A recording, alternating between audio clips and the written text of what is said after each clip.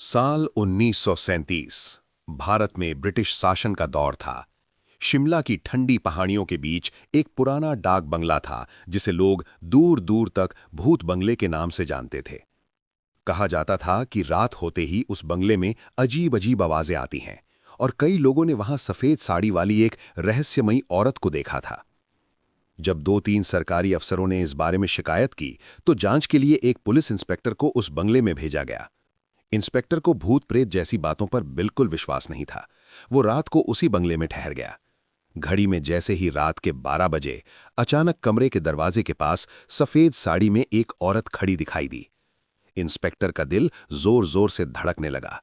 डर के मारे उसने तुरंत अपनी रिवॉल्वर निकाली और उस औरत पर 5-6 गोलियां चला दी। लेकिन जो हुआ वो और भी डरावना था।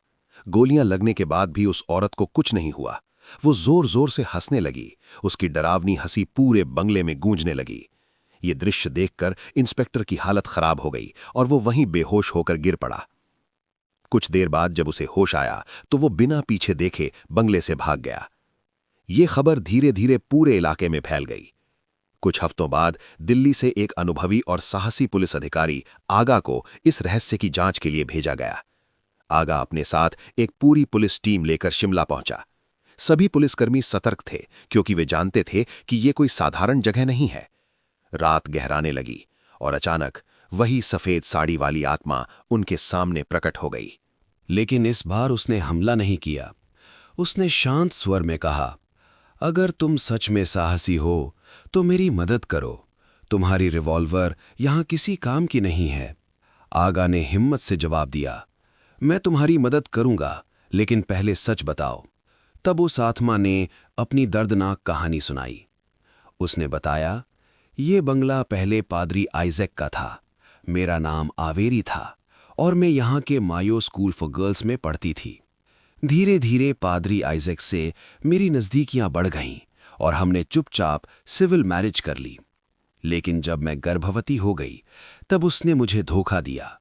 एक दिन प्यार का दिखावा करके उसने रुमाल से मेरा गला घोंटकर हत्या कर दी और मेरी लाश को इस बंगले के पीछे वाले कमरे में फर्श के नीचे दबा दिया।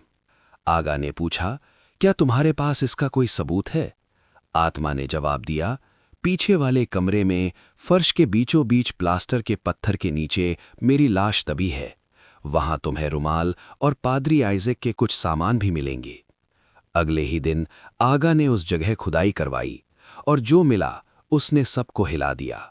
वहां सच में एक कंकाल मिला जिसके गले में रुमाल बंधा हुआ था और साथ में पादरी आइजैक का सामान भी दबा हुआ था। अब सच सामने आ चुका था।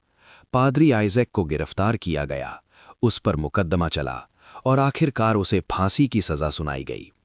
कहते हैं कि उस दिन के बाद उस बंगले में कभी कोई भूत नहीं देखा गया।